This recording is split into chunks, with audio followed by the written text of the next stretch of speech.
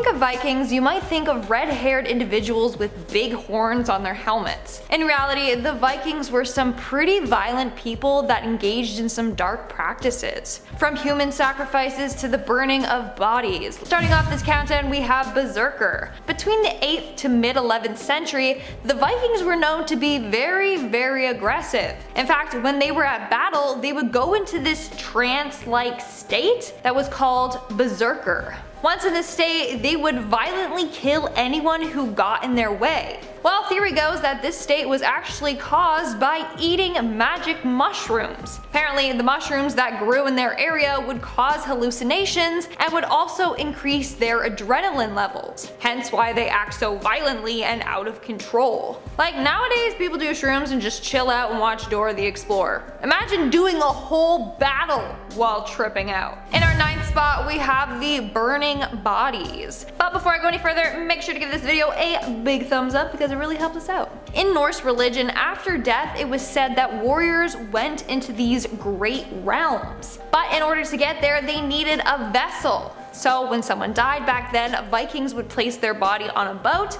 and push them off to sea. These boats were often surrounded by weapons and goods, even sometimes human sacrifices, all to help them get to their end destination.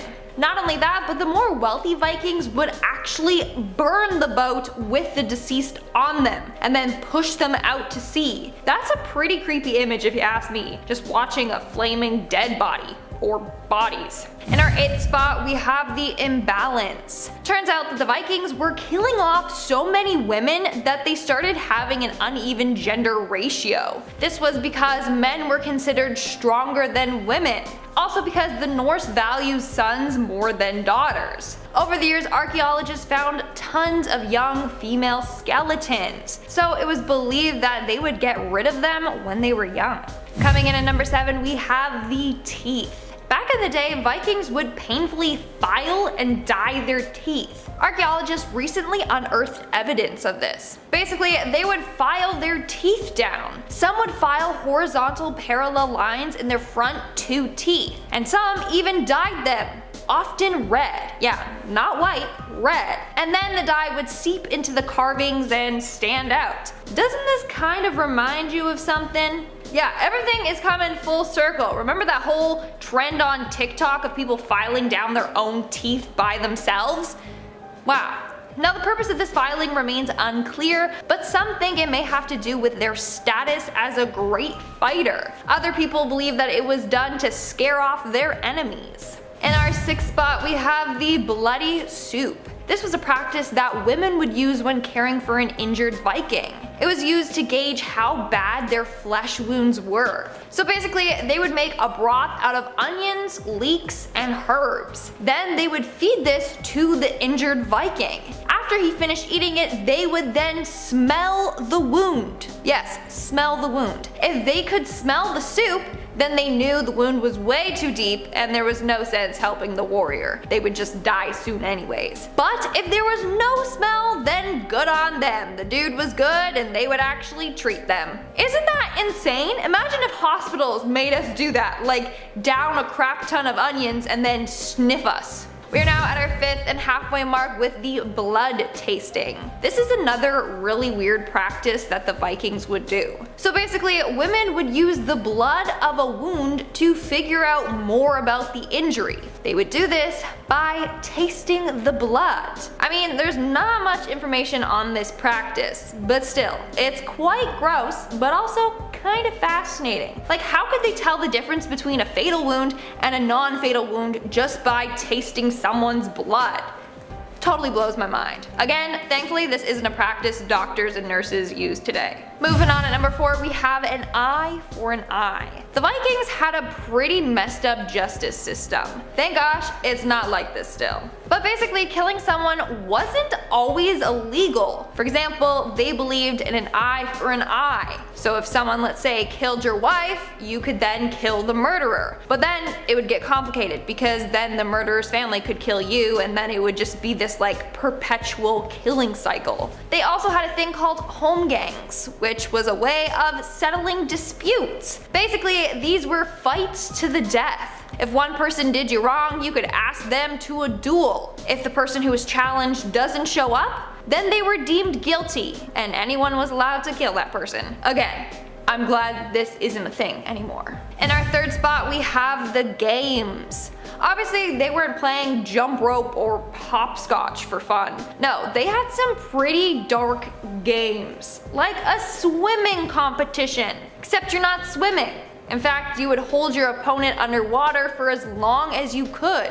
If the man didn't resurface, then you won, and the dude died. So basically they were playing murder. Moving on to number 2, we have the human sacrifices. For a number of years, scientists believed Vikings did not partake in human sacrifice. That was until 1990, when an archaeologist made a quite interesting discovery. While using a metal detector, the archaeologist found jewelry and weapons along the edge of a lake. He kept digging and eventually came across evidence of human sacrifice that dated back to the Viking Age. Then in the 1930s, a series of ancient wells were excavated. That's when they found bone remnants of 5 people.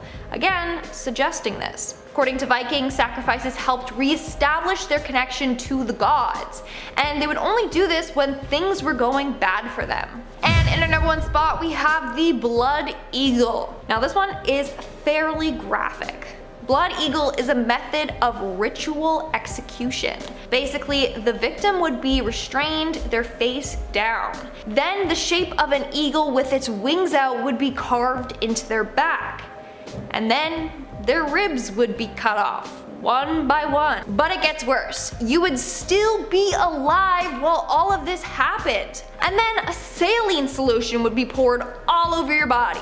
Okay, I can barely take hand sanitizer in a paper cut, so that would be brutal. Coming in at number 10, we have the Spartans, enslaved people. Every movie about ancient Greece will paint the Spartans as these noble, unbeatable men who led armies that could crush anyone, even if they were outnumbered 1,000 to 1. But when you go back in time, you will find that the morals of any human were pretty scarce, especially when you're comparing them to today's standards. The Spartans were known to conquer and enslave the people they defeated in war. The group who might have gotten this the worst was the Helots, another group of Greeks that had a much smaller civilization than the Spartans, and they didn't really stand a chance when it came to fighting. The Spartans would attack them annually to take people to work in their fields and also make sure their forces would never reach the point where they were strong enough to defeat the Spartans. This worked in twofold, keeping the enemy down and keeping your fields full of free labor. One of the worst aspects of this was when the Spartans would utilize the Cryptia. Think of them as the most elite force in Sparta that would be sent out into cities to lay down Spartan law, like the Justice League, but they're all evil. This group would round up the strongest and least submissive Helots and chop their heads off. This way the Helots would never grow a strong enough army to fight back against the Spartans, and they wouldn't have anyone who is whispering words of rebellion against them. And guys, make sure you hit that like button because it really helps us out. Next on the list, guys, we have starting them young. One thing the movies didn't lie about was that the Spartan culture didn't waste any time in exposing boys to blood, warfare, and brutality. They would be taken from their home and brought to a training facility that did one thing and one thing only: make people Spartans. Everything they read, everything they held, everything they experienced was to make them better at warfare. This was how they were able to make some of the best warriors of all time. One of the most famous aspects of this was how troops were fed. Everyone would be given just enough food. This would make sure that you didn't eat so much that you were plump and tired, but not so little that you were hungry, but also so you weren't starving but you still wanted more. It was this perfect balance, almost like you needed to fight to prove yourself in order to get your next meal. It's a very clever tactic to make sure that your warriors are not only sharp but determined to fight. Coming in at number 8, we have tough love. You know that scene in 300 when they're holding the baby and checking to see if it has any impurities, checking to see if it's indeed worthy, and if not, they're going to get rid of it for lack of a better term? Well, that was how they actually did things. Now, it wasn't as dramatic as the movie. There was no lightning and mountain that was fit to be Olympus. What they would actually do was leave the baby out in the wilderness, and it's thought that some of these babies were actually rescued by travelers. But the tough love didn't stop there. If you were chosen to be one of the strong, then you would have to be tested to be a tough as nails baby. Even as a baby, you never got shot, man. If you cried, no one would respond to you, and you would be constantly left alone. Before you even had memories, your body would be conditioned to deal with pain and solitude. And if you think that this was a brutal practice of its time, well, it was, but it was something that all of the surrounding regions loved. It's said that Spartan nannies were the greatest in all of Greece because they knew how to raise a strong child. Coming in at number 7, we have closed the borders. Spartans had a massive superiority complex when it came to the rest of Greece. They were convinced that they were the best in the whole country and possibly the world, and in some aspects they were. They were skilled in warfare, far beyond any of their neighbors, but just because you can win a fight doesn't mean you have all the other aspects figured out. But because of this hubris, they shut down trade to all of their neighboring regions. There are sections of Sparta that are surrounded by mountains, which made it easy for them to control the trade routes coming in and out of their country. Eventually, the surrounding leadership was like, fine dude, we won't do any business with you if you're gonna be like that. We're not gonna fight you on this. Sparta thought that having no foreign influence would have strengthened their people. They would no longer be hindered by the weaker foreign ideals. Well, they were dead wrong. All the areas that Spartan wasn't the strongest in, like bronze work, scripture, sculpting, and many of the other elements of a strong, prosperous city, were lost and they fell behind big time. Bronze work being the most crucial because it related directly to warfare. Coming in number 6, we have reduced their culture to a tourist attraction. The once mighty people were eventually not what they used to be, and people were no longer afraid of them. People would travel far and wide to come to Sparta to see the wonders of what was one of the greatest nations in the world. Now, they were on top for over 300 years, but after the Romans came in and shut them down, it was time for things to change. These tales of Sparta from the past would give people the inspiration to come and see the wondrous land and what it was like. And the new Spartans living there now made money not off of warfare, but off of selling the old tales of their ancestors. I mean, it's not as brutal as some of the other things on this list, but it's sad to see a once great warrior nation reduced to a museum. Coming in number 5, we have You Had to Be Hot. Spartans had very strict rules on how you're supposed to look, especially for the men. Here's a very strange tradition that the Spartans had that would give anyone body dysmorphia and an eating disorder.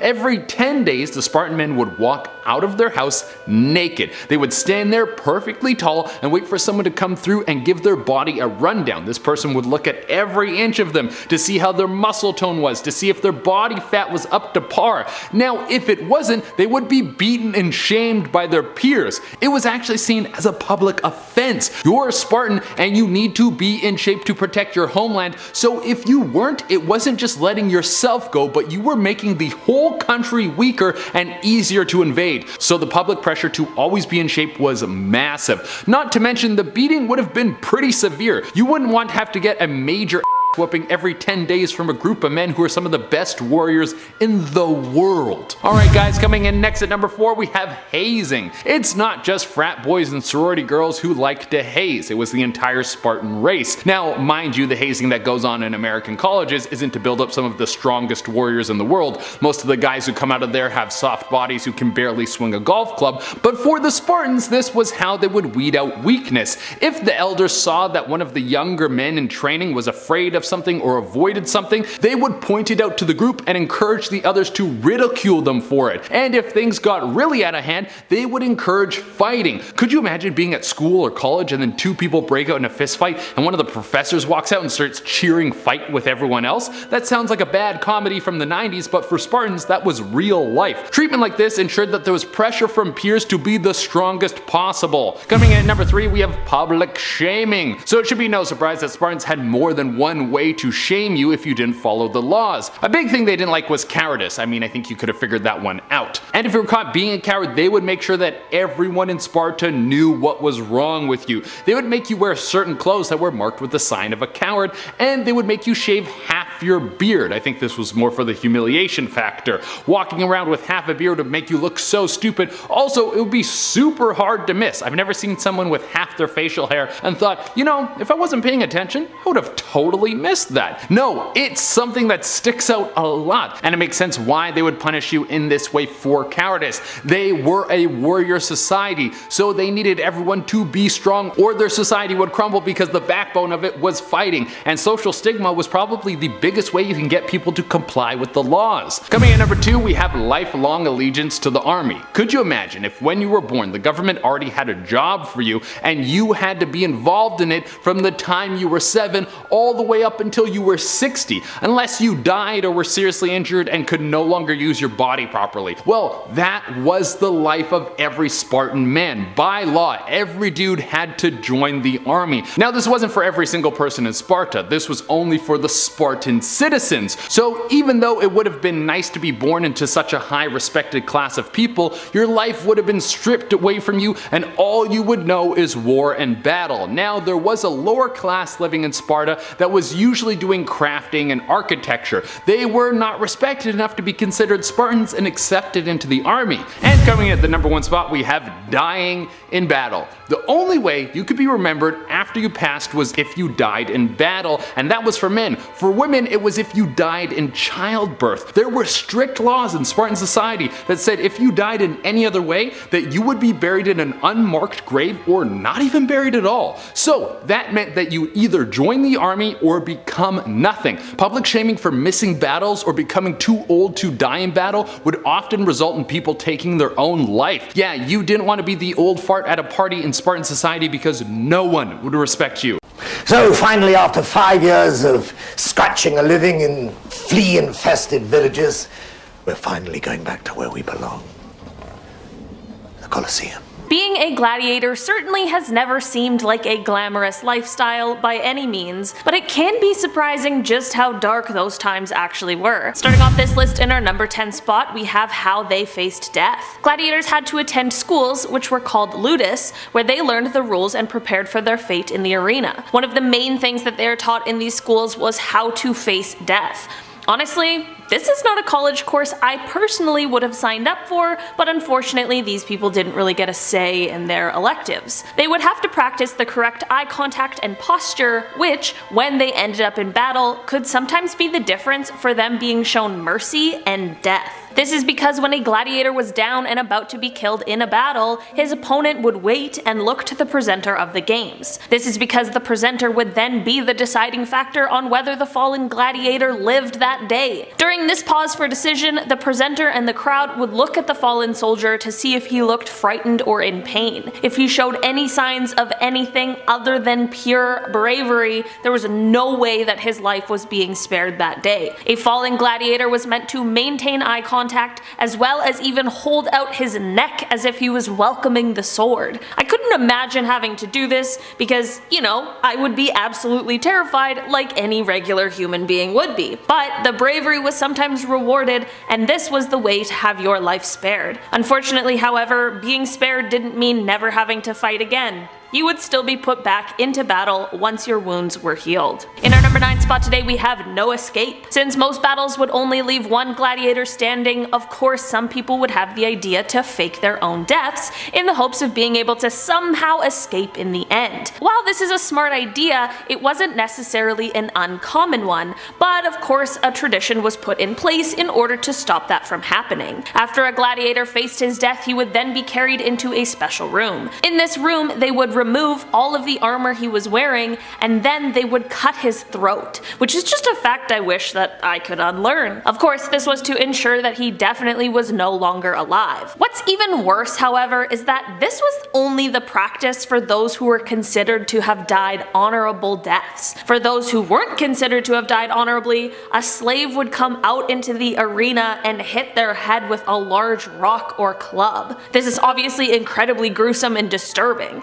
I suppose this is all to say that if you weren't shown mercy before your death, there is absolutely no way that you would be escaping it. In our number 8 spot today, we have the Noxii. Before I dive into this one, guys, please don't forget to hit that thumbs up button if you're enjoying the video so far, because it really helps us out. In the times of gladiators, there were people who would be put into the arena called Noxii. These people weren't regular gladiators and were never well respected because they were actually criminals. They would be put into the arena because they were considered expendable fighters, which is obviously quite dark. Once in the arena, they would have to exclaim, "We who are about to die salute the Emperor," and then the battle would begin. Sometimes a bunch of Noxii would have to fight each other, but other times they were just more like props. They would even go into the arena with no armor, or even sometimes pretend armor, where the opposing gladiator would then make a spectacle out of them for the crowds. This is obviously a very gruesome and unfair form of execution that I am just very glad has not continued on. In our number 7 spot today we have the Naumachia. The biggest gladiator spectacle is believed to have been created by Julius Caesar,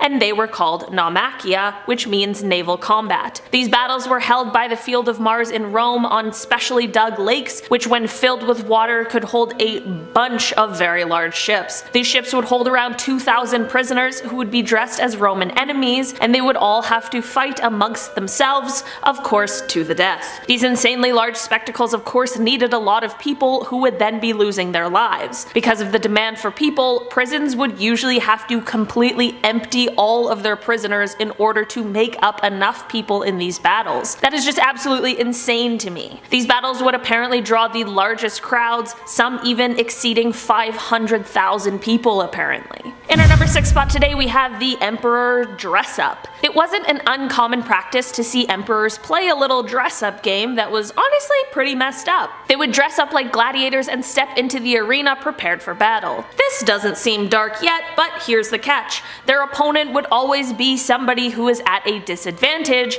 obviously in order to ensure that the emperor was on a path to an extremely easy win. Some of the opponents would be someone who was missing a limb, or someone with a blunt weapon that couldn't do much damage. Sometimes they would even fight some kind of exotic animal, but of course made it easy for them to win again. One emperor who was known for doing this fairly often was Commodius, and he would dress up like Hercules since he was incredibly pompous and saw himself like a god. Clearly not so godly since he had to ensure his opponent was at a disadvantage in order to be able to win, but at least this is something we don't have to worry about anymore, and we can just remember him as a total jerk. In our number 5 spot today we have animals. Sometimes in an attempt to spice up the regular old boring fight to the death, gladiators would be put into the arena with an animal instead of another human being. As animals were very expensive, they weren't used every day, but the organizers of the battle would go all out for the fights that did include them. Sometimes the animals would be used to kill people who were considered undesirables, such as Christians at the time, which is just so crazy to hear. Most animals who were used in these spectacles unfortunately didn't make it out alive. That combined with the fact that people loved when animals were included led to a huge trade in exotic animals, which then drove some species really close to extinction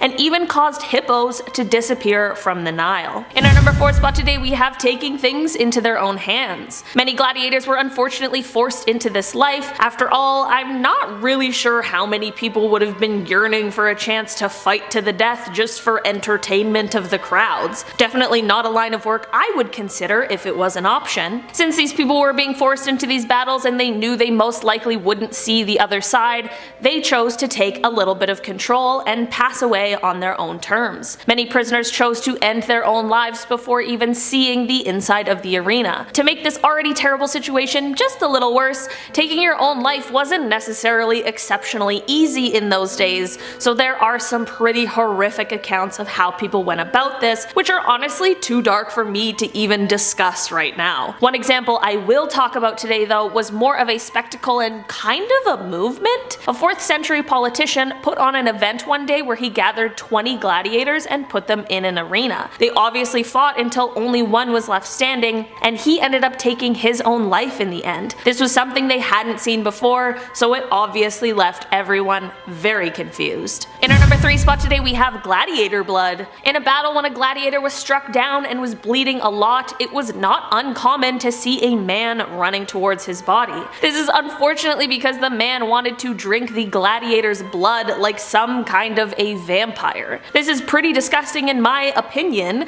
but if a man was seen doing this, it's because he was an epileptic, and at the time it was believed that the only cure was to drink blood directly from a gladiator's wound. How annoying would it be to go through all of that just to find out that that absolutely does not cure epilepsy? If a gladiator instead had a wound that was causing his insides to be outsides, his liver would be harvested harvested and then sold as a cure for epilepsy. You would be instructed to eat it in 9 separate doses in order to heal yourself. I'm not going to lie, I'm not sure which one of these options is worse, because both are absolutely disgusting. I also think it's worth mentioning that gladiators' blood was also sold for regular men to drink because gladiators were idolized, and they believed that drinking their blood would increase their desires, for a lack of a better way to put it. Apparently this blood was really expensive, but I wonder how much of it was actually from gladiators. In our number 2 spot today we have gladiator burials. After a gladiator passed away, it was extremely common for them to be cremated. Their families would then be given rites where they would usually bury the ashes along with different offerings that they chose. Some places even had cemeteries that were specifically set aside for gladiators to be buried in. These traditions, however, were only in place for those who were considered to have died honorably. For those who had dishonorable deaths, they certainly were not treated well. If their bodies didn't get claimed by anyone, they would just toss their bodies into a river or even just some sort of wasteland. Even today this would obviously be considered a pretty horrible act, but it was even worse back then because of the fact that Romans believed that the soul could not rest until dirt covered the remains. In our number 1 spot today we have asking for mercy.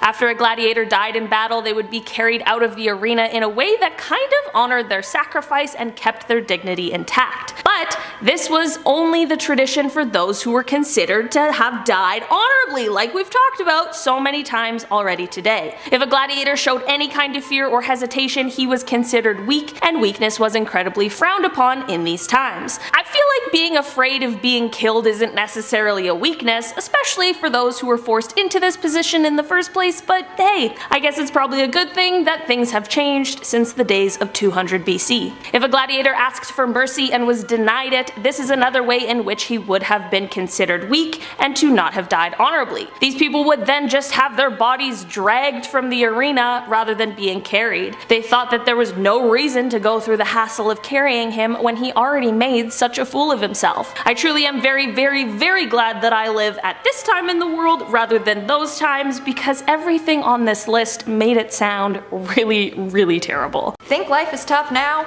Imagine being a Roman warrior back in the day. Some of the stuff they were subjected to was brutal. Starting off this countdown, we have the discipline. So the poor Roman warriors were disciplined through fear. If they were a coward in battle or were slacking while on duty, they would be stoned. Some would survive, others wouldn't. Even if they committed minor offenses, they would receive severe punishment. So basically, they were living in fear. They would always have to act strong and courageous, or else they would be severely injured. In fact, whips were often common at Roman military camps. Another cruel punishment would be slowly breaking the soldiers' ribs one by one. That is incredibly cruel and painful. They lost a lot of their warriors from these punishments. In our 9th spot, we have the mouthwash. And if you guys are liking this video so far, make sure to give it a big thumbs up. Also, if you want to see a Q&A, then make sure to go check out Most Amazing Elite, because right after this video, I'm doing a little Q&A answering your burning questions. So back in ancient Rome, urine was considered valuable. Sounds crazy and disgusting, I know. But they had people whose job was to go around collecting pee from public urinals, or they would go door to door asking people to do their business in a vat. Why? Well, they use this fluid for a lot of stuff. They would clean their clothes in it, and it's also how they clean their teeth. I know. They used to use pee as mouthwash. I want to just gag thinking about it. But according to them, they thought it was a way to keep their teeth pearly and clean. Can you imagine? No. And like other people's pee? No. Anyway, sorry. Moving on, at number 8, we have the communal sponge. If you thought that point was bad, wait till you hear this one. So the public toilets in ancient Rome were absolutely disgusting. Sure, they had a pretty advanced sewer system for their time, but believe me, it wasn't pretty. In fact, it was said that it was hardly ever cleaned, if even at all. These toilets were shared with dozens of other people, but you were given one sponge on a stick. That sponge was used to wipe your behind. The sponge was never cleaned. So everyone was just sharing that dirty sponge wiper. I told you this point was gonna be bad. I just feel dirty talking about it. I need to go home and take a shower or something. Like other people on your bum. It's disgusting. In our 7th spot, we have the warrior blood. So apparently when a Roman gladiator or warrior lost their life, their blood was collected and then sold as medicine. The Romans believed that the warrior's blood had magical powers to it and that it could cure epilepsy or diseases. That wasn't all though. They also would take out the warrior's liver and eat them raw. Again, for similar reasons. What's crazy is that it might have actually worked. Some Roman physicians reported that people that drank blood would actually be cured from their seizures. Even if that's the case, we aren't vampires, okay? Like, I'm not too keen on blood drinking. Moving on, at number 6, we have the dead skin cells. I honestly don't know what the Romans were thinking, but basically back then soap was a rare commodity. So warriors and athletes would clean themselves by covering themselves in oil and then scraping the dead skin cells off their body with this special tool. Okay, I get it, like they like to exfoliate and that's creative, I guess. But then they would save their sweat and skin scrapings and put it into a bottle. Then this was sold to women and it was considered an aphrodisiac. Ew, just ew. But wait, it gets worse. The woman would then take this skin and sweat and rub it all over the face. Like a face cream. They thought it would make them irresistible to men. Like, ew, imagine if that was still a thing nowadays. We're now in our 5th and halfway mark with the cowards. Back then, warriors were super strict. They had no tolerance for cowards at all. In fact, they had very, very cruel punishments for people that would chicken out during battle. If you were deemed a coward, basically you were ridiculed, and then it would be hard to find a woman to marry. One of their punishments would be to go around wearing cloaks with patches of dyed cloth, looking untidy with only half of your beard shaved. Half. It was weird. This was considered a cruel and embarrassing punishment. But believe me, it's way better than some of the other punishments that they would go through. More on this shortly. Moving on to number 4, we have death first. Roman warriors did not take loss for an answer. It was either they win or they die trying. Literally. To them, if they were ever in a position where they had to surrender or were defeated, they were expected to take their own lives. To them, they rather die than surrender or lose, which was considered a huge disgrace. In our 3rd spot, we have the GOAT energy drink. Nowadays, if people want a huge pick-me-up, they turn to Red Bull or Monsters. Well, back then, obviously they didn't have access to those drinks, but they did have access to a different kind of energy drink, one made from goat. So warriors that needed an energy boost would eat goat dung. Apparently, it gave them a good little pick-me-up. Actually, rumor has it that Emperor Nero loved to drink it. But that wasn't the only thing the dung was used for. They would use it as a makeshift band-aid to patch up their wounds. During the spring, they collected a bunch of it and then would dry it out. And ta-da! A band-aid. In emergencies though, they would just plop on fresh piss. In our 2nd spot, we have decimation. One of the most brutal punishments the Roman warriors went through was something called decimation. Basically, a bunch of guilty men would be divided into groups of 10. From there, they would draw straws. The one who drew the shortest straw would be killed by the other 9 men. So basically, it was all left to chance. You better be extremely lucky or else. They did this because they couldn't afford to kill off a bunch of warriors, so instead they just killed one off brutally to scare the other men. Now, decimation was around until the reign of Emperor Diocletian, which was 284 to 305 AD. And in our number 1 spot, we have punishment of the sack. This was another brutal form of punishment. Basically, the wrongdoer would have their head covered by a sack made from wolf skin. Their feet would then be covered in wooden shoes. From there, they would be beaten with rods. Not only that, but for the most part, the wrongdoer would be placed in the sack with other animals in it, like snakes or monkeys, and then it was sewn shut. Then the sack was dragged into the sea or river. So not only would they suffer from drowning, but they would be bit and scratched while on the way down. But this punishment was only saved for people that did the worst of the worst crimes, especially parricide, the killing of a parent or near relative. That was considered a sign of extreme ungratefulness and disrespect, something the Romans took very seriously.